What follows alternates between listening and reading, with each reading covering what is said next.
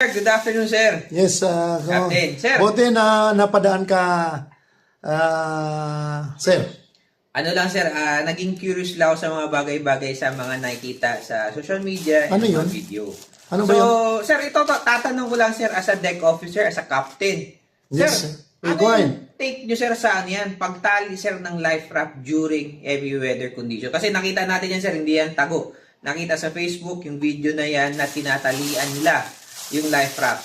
Anong take nyo dun, sir, as a officer, as a Anong captain? ibig sabihin mong tinatalian? May tali naman talaga yun. Additional lashing, sir, nilagay nila, sir. Oh. Para hindi, ano yan, siguro, para pag during bad weather, hindi matangay. So, Okay. additional, sir, modification. So yung tali niya, sir, is more than enough na matibay yun.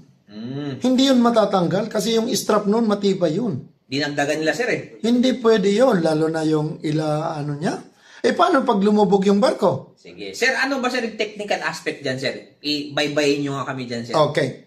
Ang life raft kasi, may tatlong klase yan kung paano natin i-launch or i-inflate Okay, sige, sir. para magamit for abandoned ship, for survival. Yes, sir. Una, you can inflate the life raft and board directly to the life raft from the ship. Yun yung i-inflate natin, ikakabit natin sa debit crane, kung ano man yung tawag doon sa inyo. Yes, sir. Then, pag nakasabit na yun, i-swing out. Then, i-inflate natin. Then, itali, come alongside to the ship. Then, pag i-inspect ng in charge Yes, sir.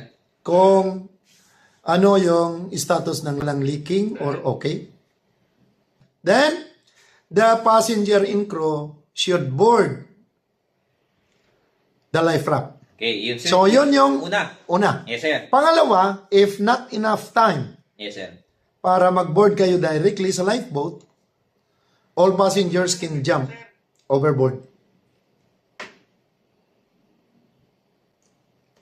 Pakiulit.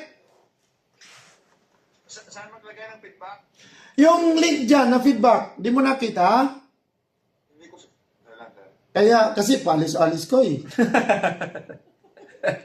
Tinawanan ka tuloy ng kadite. Basta palis-alis, sir. Baka signal, sir. Sabi ko. Yan yung katwiran. Yan lang yung alibay eh. Kasi ang isang sinasabi sa online training, kailangan you have a good signal. O yan, listen ko ulit. Yes, sir. Yun. Dami mo ng utang sa akin, ha? Oo, okay. So, pangalawa, Yes, sir. ito yung mga pasahero na magbo-board sa life raft doon na sa tubig. The passenger will jump Yes, sir. overboard. Then, yung life raft naman, itatapon yun. Then, hihilain yung painter lines, either nasa barko ka pa kung mayroong time or doon na sa baba. Pag sa baba, mahirap dahil nasa tubig ka na. Yes, sir. Para i-inflate yun. Yung lubid kasi na yon na painter line, yung dulo niyan nakakabit doon sa cylinder ng life raft na yun ang magsusupply ng hangin sa chamber ng life raft para yun ay tumayo or Mag-inflate, sir. mag-inflate. Okay. Okay. Now, ang pangatlo, Yes, sir. ito na kung bakit hindi natin kailangan na ilasing yung life raft. Kasi just in case of sinkage, yung lasing kasi ng life raft is equipped with hydrostatic release. Ito yung mechanism, ito yung equipment na pag lumubog ang barko na walang taong makapag-unlast noon kasi may lasing yun. Yes, sir. May sleeping hook yun. Sleep.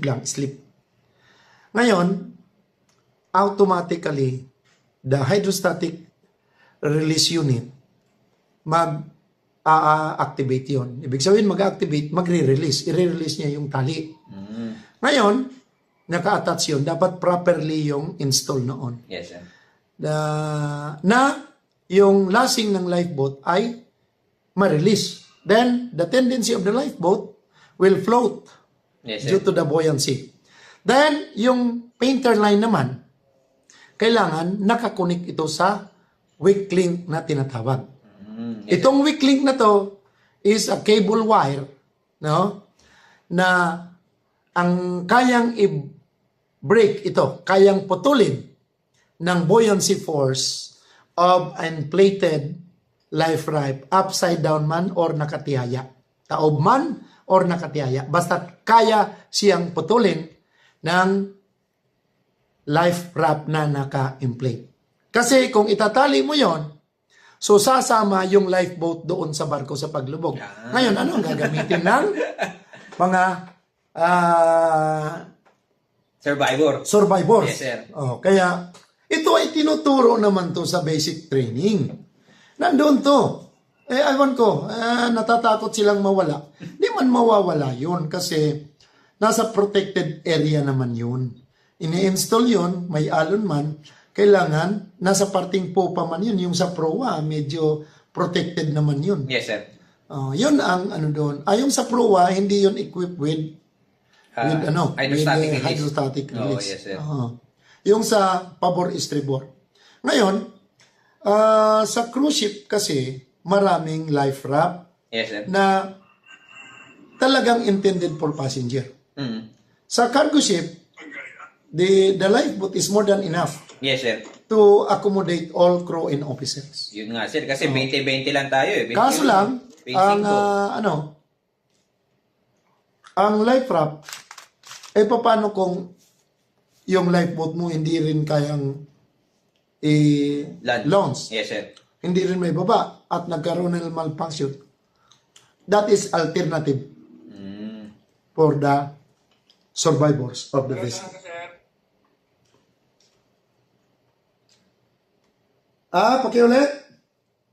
taga saan po kayo? Provincial, diba? Provincial. Wala man, di man nakalagay dyan, sir. So, ulitin ko lang, sir. No talaga, sir. No sa additional lashing. No additional lashing. No sa modification. No. Kung ano yung naka-install, dapat yun ang As per SOLAS regulation. Okay. The life raft should be ready anytime. So, i-clear ko lang po, sir. Mali po yung ginawa ng Mako na yun. Mali yun. Mali. Hindi ko nakita yun. So, dapat, sir, alisin po natin yan, sir, ha? Alisin po natin yan kasi hindi po yan magiging effective yung ating life raft during emergency pag nakalasing yan, sir. Lalo na pag lumubog. Yan. Pag emergency naman, no? Pag emergency, it takes time. Lalo na pag yung tali mo, Yun parang nga, sir. Magandang lashing taling mo. kalabaw na hindi makalas-kalas.